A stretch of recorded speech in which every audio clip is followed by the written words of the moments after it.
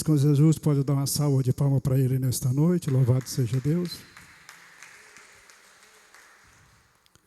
Quantos acharam aí 1 Reis capítulo 19, versículo 1 a seguir?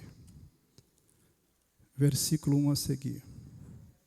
Eu vou lendo aqui bem compassado, vamos ver até onde eu vou aqui. A partir do versículo 1, o texto sagrado diz assim, no capítulo 19. Acabe fez saber a Jezabel tudo quanto Elias havia feito, e como matara todos os profetas à espada.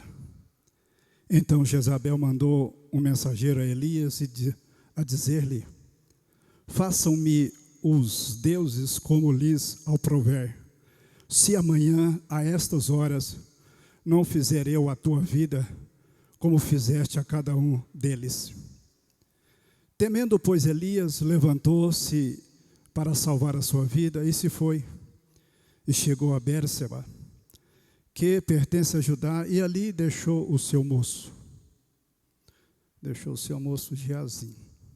Ele mesmo, porém, se foi ao deserto, caminho de um dia, e veio e se assentou debaixo de um zimbro, e pediu para si a morte, e disse: basta, toma agora, ó Senhor, a minha alma, pois não sou melhor do que os meus pais. Deitou-se e dormiu debaixo de um zimbro. Eis que um anjo tocou e disse: levanta-te e come. Olhou ele e viu junto à cabeceira um pão cozido, sob pedras em brasa, e uma botija de água. Comeu, bebeu e tornou a dormir.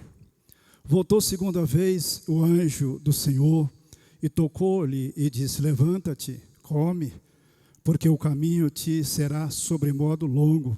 Levantou-se, pois comeu e bebeu, e com a força daquela comida caminhou 40 dias e 40 noites até Horebe, o monte de Deus. Ali entrou em uma caverna onde passou a noite, e eis que lhe veio a palavra do Senhor e lhe disse: que faz aqui, Elias? Ele respondeu: tenho sido zeloso pelo Senhor, Deus dos exércitos, porque os filhos de Israel deixaram a tua aliança, derribaram os teus altares e mataram os teus profetas à espada, e eu fiquei só e procuro tirar-me a vida. Disse-lhe Deus: sai e põe-te neste monte perante o Senhor. E eis que passava o Senhor, e um grande e forte vento fendia os montes e despedaçava as penhas diante do Senhor. Porém o Senhor não estava no vento. Depois do vento, um terremoto, mas o Senhor não estava no terremoto. Depois do terremoto, um fogo, mas o Senhor também não estava no fogo. E depois do fogo, um cício tranquilo, suave. Ouvindo Elias, envolveu-se o rosto no seu manto e saindo, pôs-se à entrada da caverna. E eis que lhe veio uma voz e lhe disse: que faz aqui, Elias? E ele respondeu: tenho sido em extremo zelo pelo Senhor, Deus dos exércitos, porque os filhos de Israel deixaram a tua aliança e derribaram os teus altares e mataram os teus profetas à espada, e eu fiquei só, procuram tirar minha vida. Disse-lhe o Senhor: vai, volta ao teu caminho para o deserto de Damasco, e chegando ali ungirás a Hazael rei sobre a Síria, e Jeú, filho de Ninsi, ungirás rei sobre Israel, e também Eliseu, filho de Safate, Abel, Meolá, ungirás profeta em teu lugar. Quem escapar à espada de Hazael, Jeú matará. Quem escapar à espada de Jeú, Eliseu matará. Amém? Podeis assentar. Fiz essa leitura um pouco prolongada, para não perder um pouco o raciocínio, porque aquilo que Deus colocou no meu coração está baseado nesse texto em que nós lemos. Mas eu quero pegar um pouquinho também, um pouco atrás da vida de Eliseu, melhor dizendo, de Elias.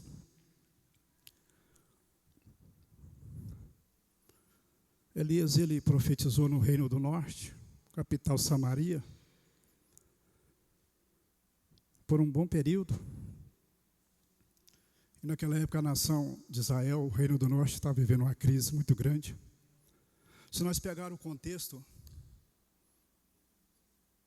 se você vê o contexto daquela época, a crise em que a nação de Israel, o Reino do Norte, o Reino do Sul, capital Jerusalém, estava vivendo.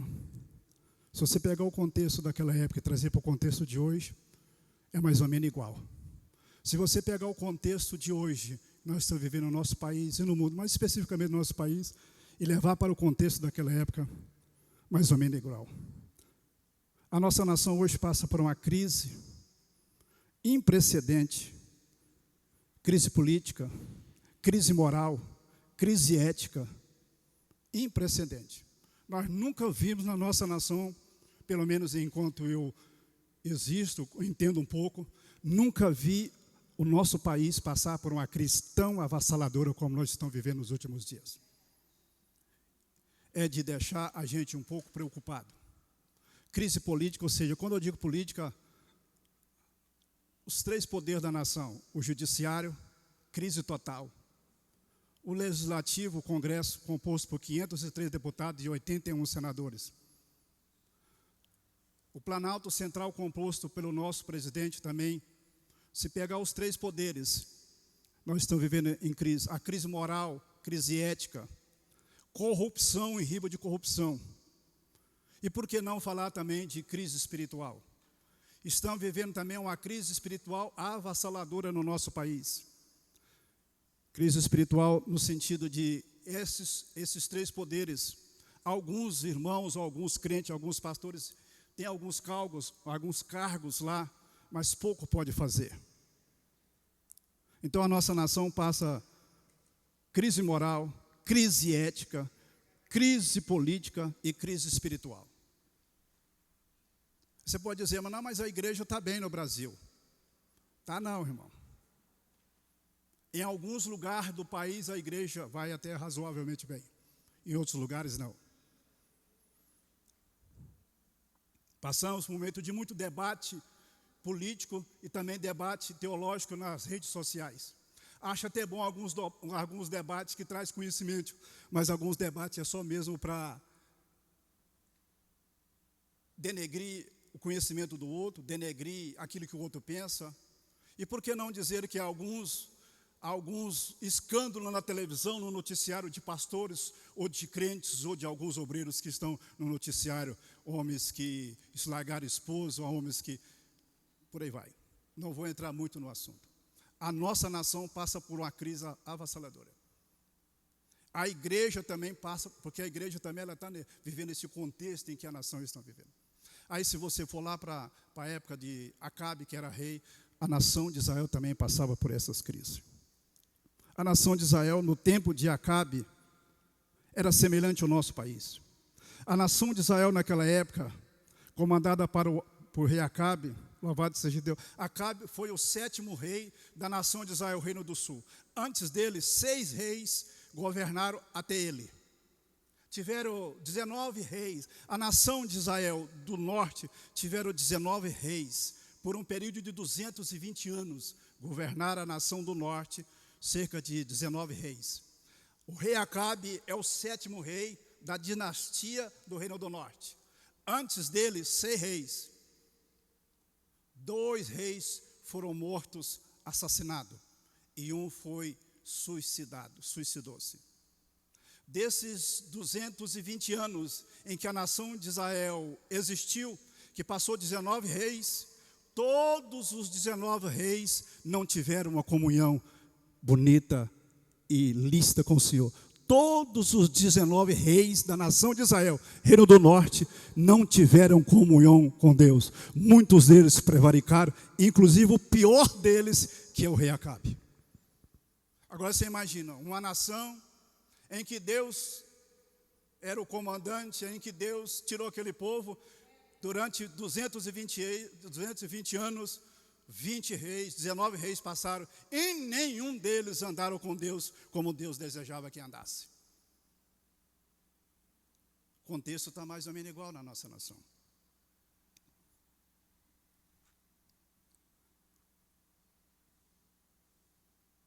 O pior deles, o rei Acabe, o sétimo, casou com Jezabel, uma assassina, uma feiticeira e uma mandona.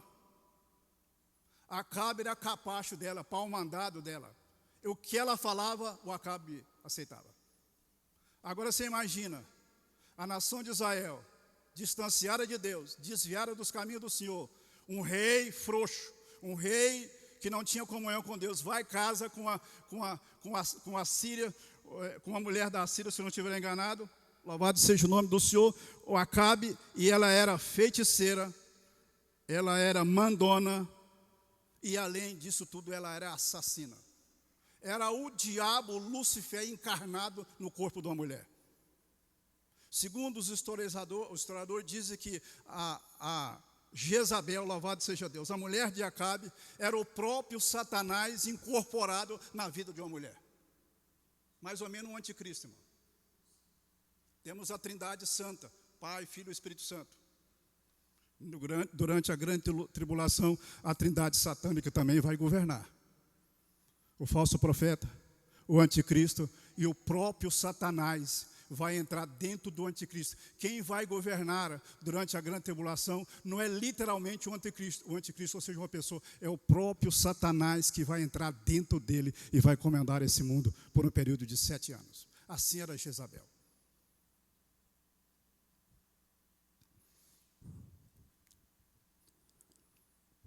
E ela estabelece o culto a Baal, o Deus da fertilidade. Matou os profetas de Deus, ou uma grande parte deles, ou quase todos. Ela mandou matar, ela era assassina. O culto a Baal foi estabelecido por meio dela.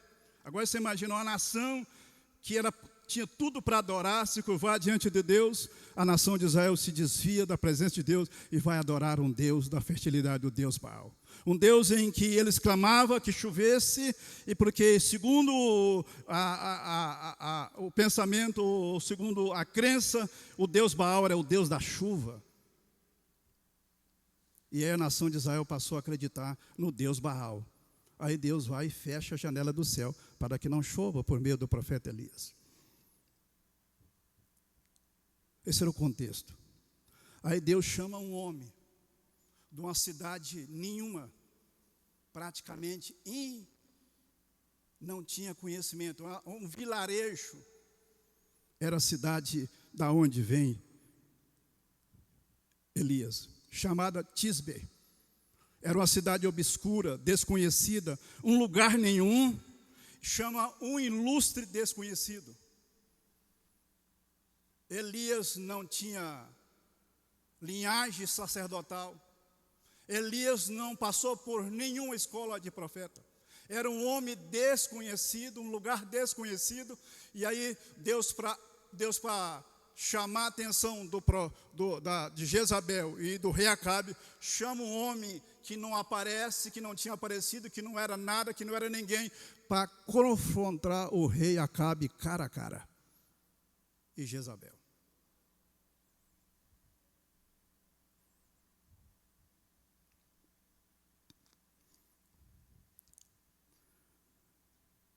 Não era ilustre, não tinha diploma,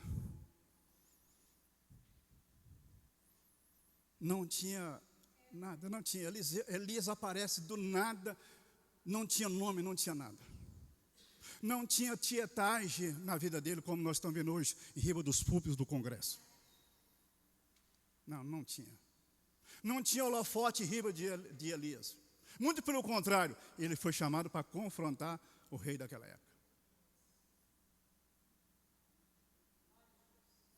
Elias não aparecia nos grandes congressos e já descia no carro blindado e a televisão em cima dele, não tinha isso. Elias não ficava tirando foto, Elias não tinha filmagem nem nada para colocar no Instagram, para colocar no Facebook. Elias aparece do nada, um homem que não tinha nome, não tinha nada.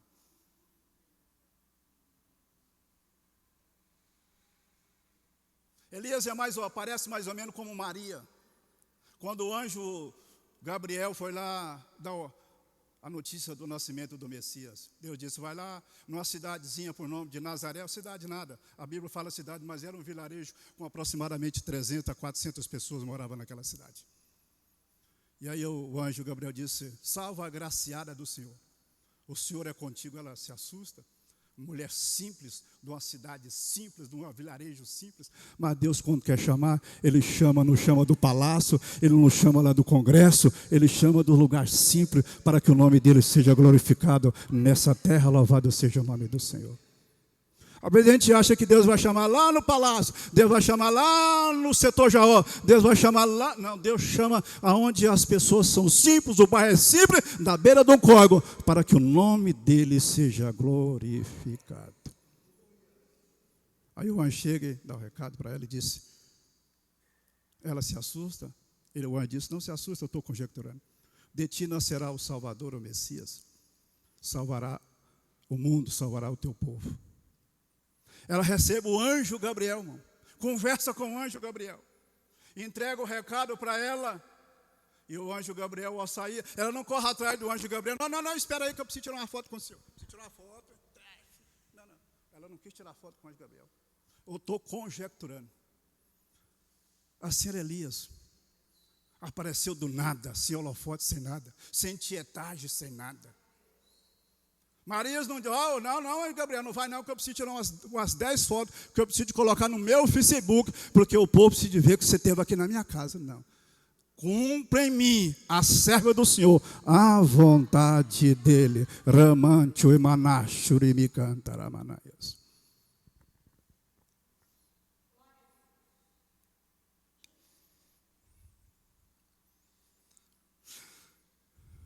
Elias se apresenta diante de Acabe com uma mensagem solene e urgente. A mensagem de Elias era urgente. Segundo a minha palavra, vai ficar 3 anos e meio sem chover. Olha a autoridade desse homem. Não é segundo a palavra do Senhor, não, segundo a minha palavra.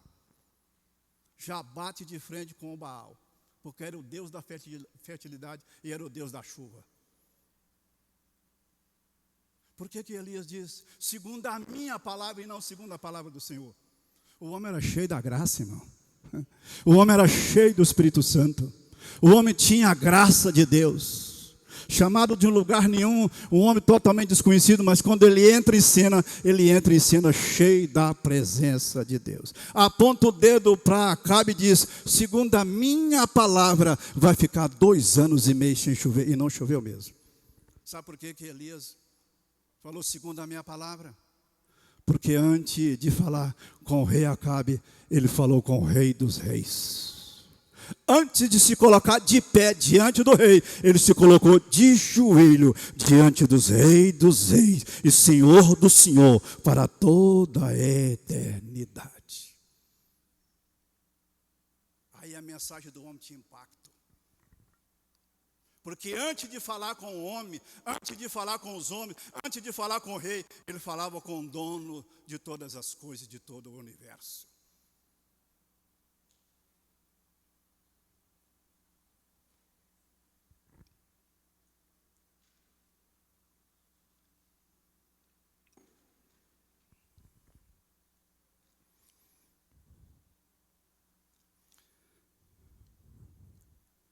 Antes de se colocar diante de pé do rei, ele se colocava de joelhos diante do rei dos reis.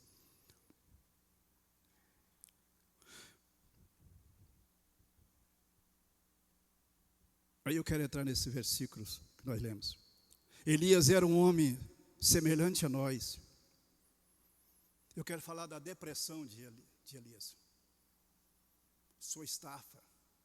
Um homem que fez milagre. Viu os corvos descer do céu e levar comida, pão e carne para ele.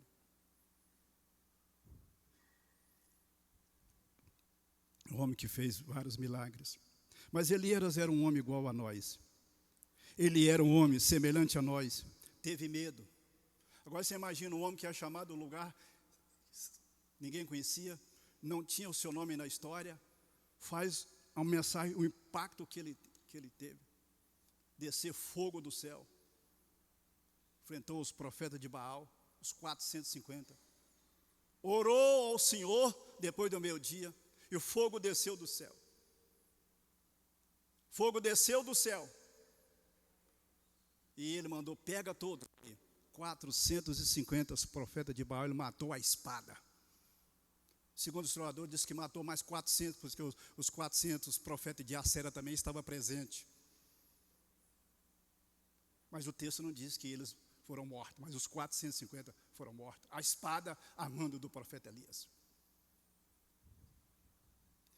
Ele era um homem semelhante a nós, teve medo, sentiu solidão, fugiu, pediu a morte e ficou deprimido. Não era para ficar deprimido, não era para fugir de Jezabel. Se você ler o capítulo 18, você vai ver ele fugindo de Jezabel. Porque Jezabel fica sabendo do evento no Carmelo, em que ele ora, os profetas de Baal oram, Baal não responde, ele ora e Deus responde com fogo.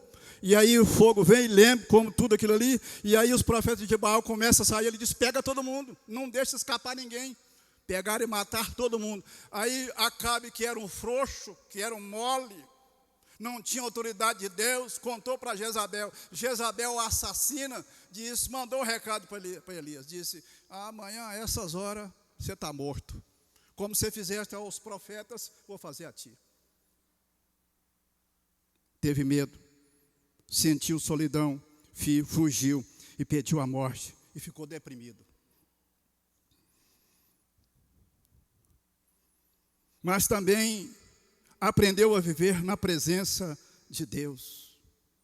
Deus mandou ele para o deserto, porque os 3 anos e meio não caía chuva e faltou alimento. Deus falou para ele, vai para o deserto, para a beira do rio, na beira do rio Querite. Fica lá, bebe da água do rio Querite. Confia em mim. E a Bíblia diz que durante aquele tempo, os corvos, irmão Adaías, descia.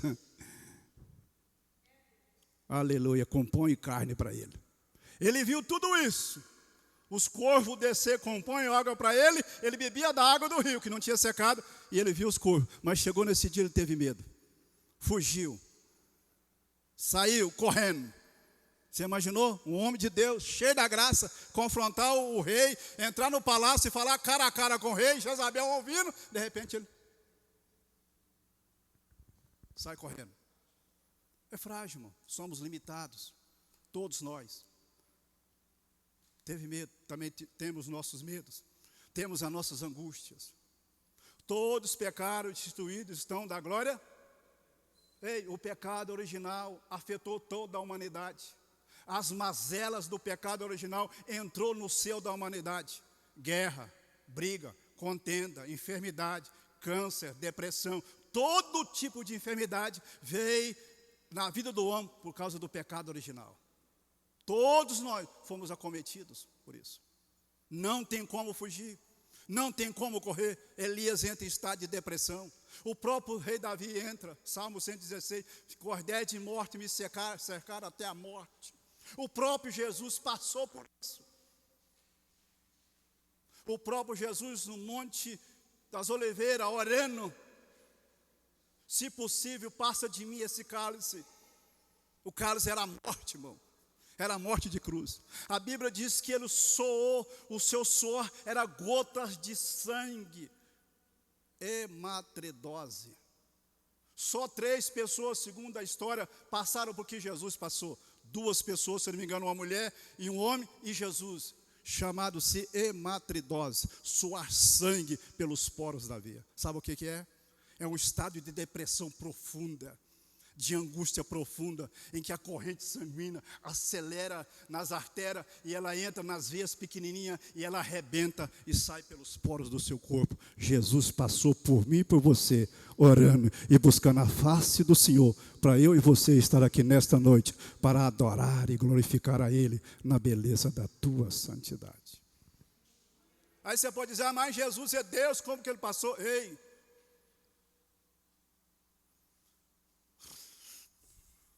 Ele estava na sua humanidade. União hipostática na teologia. O único ser nessa terra que teve duas naturezas, a humana e a divina. Na humana 100%, perfeitíssimo. Na divina nem falamos. Mas na humana ele sentiu todo o impacto do pecado atingido que o homem sentiu por causa da queda. Sentiu dores, sentiu morte, sentiu angústia, sentiu solidão, sentiu sozinho no corpo. Senão ele não era o salvador da humanidade. Como que ele vai socorrer e entrar na sua vida e tirar você da depressão, da angústia, de uma enfermidade? Porque ele passou por tudo isso. Então ele tem autoridade para fazer o milagre na sua vida e na minha vida. Jesus também passou.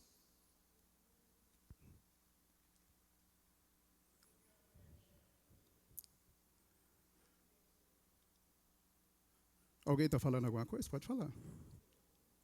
Oi? Não?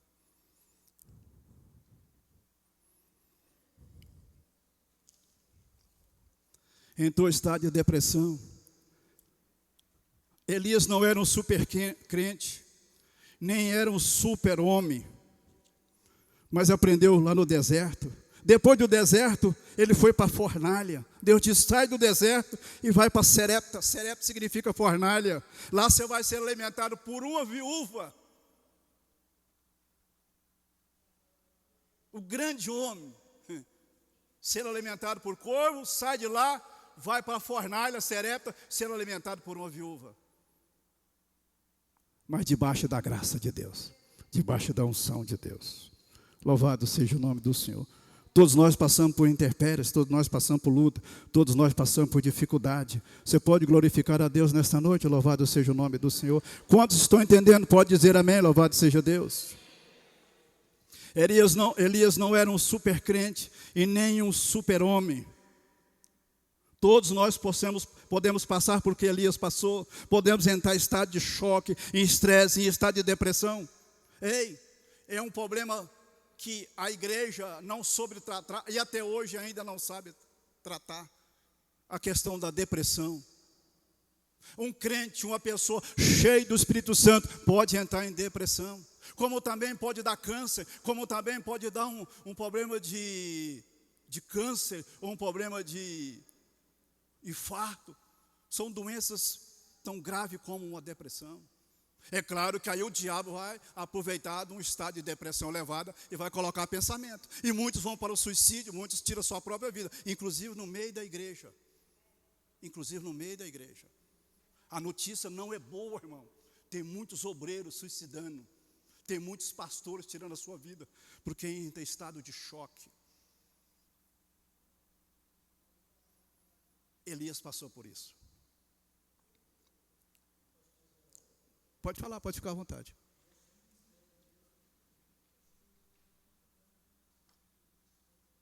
Pois é. Você me falou, o divino falou, o pastor falou. No nosso ministério tem alguns passando por psicólogos.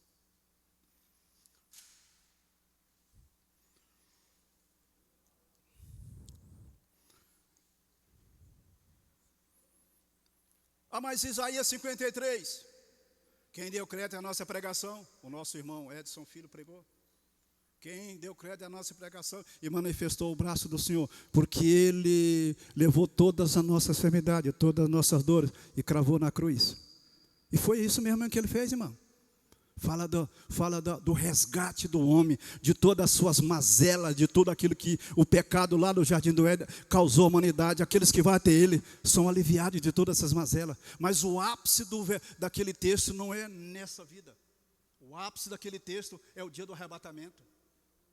Aí sim, todas as enfermidades, todas as dores, todas as angústias será tirada da minha vida e da sua vida, porque o corpo que você tem será revertido de imortalidade. O que era abatido, o que morria não morre mais, o que ia para o cemitério não vai mais, porque foi revertido de uma glória. Você vai entrar no céu, mas enquanto estivermos aqui, o Senhor vai estender a mão, curar, te libertar, tirar a depressão, curar o câncer. A minha esposa foi curada de câncer no sangue e ela está aqui nesta noite para glorificar e exaltar o nome do Senhor. Mas o ápice do Isaías 53 é o dia que a igreja será arrebatada, e aí adeus enfermidade. Enquanto estivermos aqui, as mazelas dessa vida vai atingir. Cabe a mim e a você estar sempre de joelho e orando e buscando o Senhor, porque o refrigério vem do céu para a glória do nome dEle.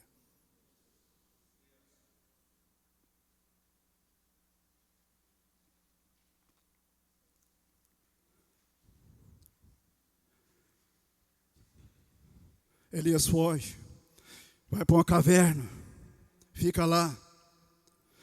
Quais as causas da depressão de Elias? E aí eu vou encerrar aqui em 2 pontos. Quais as causas da depressão de Elias? Claro que a depressão pode vir a perda do ente querido, uma vida financeira que não, uma notícia de uma doença incurável, a pessoa pode entrar. Ela vem, mas as causas da depressão de Elias. Ele olhou para as circunstâncias em vez de olhar para Deus. Ele recebe a notícia de Jezabel. Amanhã mesmo a essas horas, vou fazer contigo o que você fez com os profetas. Aí ele olha para as circunstâncias da vida em vez de olhar para Deus. Ei, irmão, vai ter dia que eu e você vai receber notícia que às vezes não te agrada, mas levanta os teus olhos e olha para cima, porque a solução vem daquele que está sentado no trono. Louvado seja o nome do Senhor. E ele se abate, ele se entristece.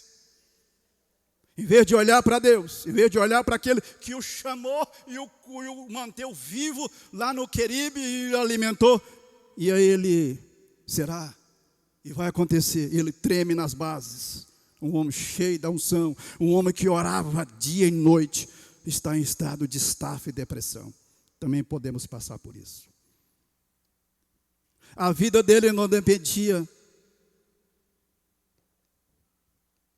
A vida dele dependia de Deus e não de Jezabel. Irmão, nós estamos vivendo uma época tão difícil, irmão. Aí vem as eleições agora, não é em outubro, não é em outubro? Você sabia de uma coisa que eu não estou nem preocupado quem vai ganhar e quem vai perder, irmão? Como crente, sim. Eu oro e coloco a minha nação e os 3 poderes diante do Deus. Mas eu não estou preocupado não, irmão. Quem governa por excelência é o Pai que está assentado no trono. Eu não vou olhar para a circunstância da vida, da situação que a nação está passando. Tem tudo para ser o governo de hoje que vai assumir o ano que vem. Ponto pacífico, é pensamento meu. O sistema está montado. Está montado, ninguém vai tirar, pensamento meu. E eu estou lá preocupado, irmão. Eu vou olhar para aquilo que vai. Mas o ano que vem vai acontecer. O ano que vem, Deus vai continuar olhando para a igreja e guardando ela e protegendo ela, independente de quem vai estar sentado no nosso governo lá no Planalto Central. Do mesmo jeito.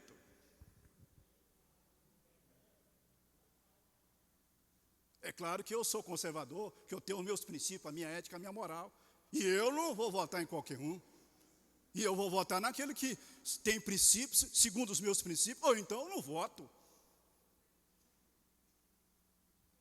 Eu vou olhar, aí Elias olhou para Jezabel, em vez de olhar para... Eu vou olhar para o governo, quem vai governar o ano que vem, irmão?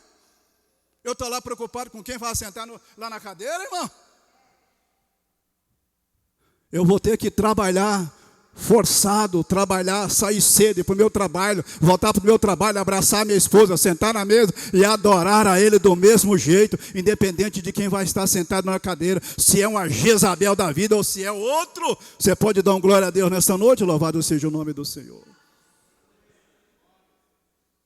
Aí tem muita gente preocupada, o que vai ser, Não, irmão, o que vai ser não.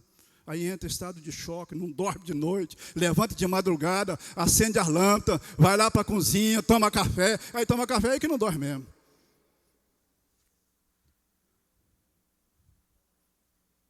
Então não, irmão.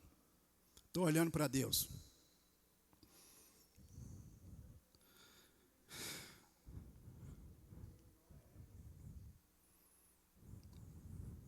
A vida dele dependia de Deus. Não, minha vida não depende de governo, não, mano. Minha vida depende de quem está, o Senhor. É claro que nós estamos nessa terra. E nós estamos aqui sujeitos à nossa Constituição. Eu também não vou burlar a lei, desobedecer as minhas leis do trânsito, a Constituição, não. Eu não estou dizendo isso. Eu estou dizendo que eu vou confiar no meu Deus e obedecer nas minhas autoridades constituídas pela vontade de Deus, independente de quem vai governar.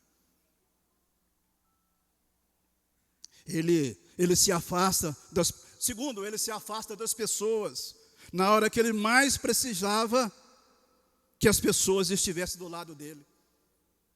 Ele entra em depressão porque ele passa a confiar na circunstância e olhar para Jezabel. Outra coisa que ele faz com que a sua depressão fica pior, ele se afasta das pessoas. Ele diz para Geazi, o seu servo, que andava com ele 24 horas por dia, fica aqui, não quero que você vá mais, eu quero ficar sozinho, irmão. Aí a depressão se alastra mesmo. Aí a angústia vem, irmão. É uma tendência as pessoas que estão em estado de choque, em estresse, começando com depressão, querer ficar sozinho. Ele fica sozinho. Aí o trem se agrava mesmo. Ele vai para uma caverna. Ele se afasta das pessoas. Afastou das pessoas que o amavam. Se você estiver passando por luta, dificuldade, ou se tem alguém na sua família, ou se você conhece alguém que está desse jeito, visita ele, vai lá com a palavra, ora por ele, abraça ele, porque a tendência de uma pessoa que está em estado de depressão é querer ficar sozinha e não querer que ninguém o acompanhe ou que alguém ouça ele falar alguma coisa. A solidão não é um bom remédio. A tendência das pessoas é ficar solitária. Elias quis ficar sozinho. O estado de depressão dele. Olha, um profeta querendo ficar sozinho, nem conversar com Deus. O texto não diz que nesse período ele orava muito, ele ficava isolado. Entrou em estado de choque, solidão. E a solidão não é o remédio. As pessoas precisam de Deus, mas as pessoas também precisam da companhia de outras pessoas. De outras pessoas. Sua alta comiseração, ou seja, só eu fiquei, mataram todos, só eu que sirvo, não. Você vai ver que no final disso, falou, não, ainda tem mais uns punhados, 7.000, que não se curvaram e nem beijou o Baal. Só eu. Por que só comigo? Por que só na minha casa? Por que só comigo que acontece? O fulano, a irmã, aquele lá, o vizinho, não. Aí o seu estado de depressão se agravou cada vez mais, porque ele se vitimizava. É isso, não é isso, mano? A tendência de quem entra em choque, em depressão, é se vitimizar. Só falar aqui mesmo, não. É só comigo, o vizinho não tem, o irmão, o pastor não tem. Ele se vitimizou. Elias pensou que estava sozinho, começou a se vitimizar.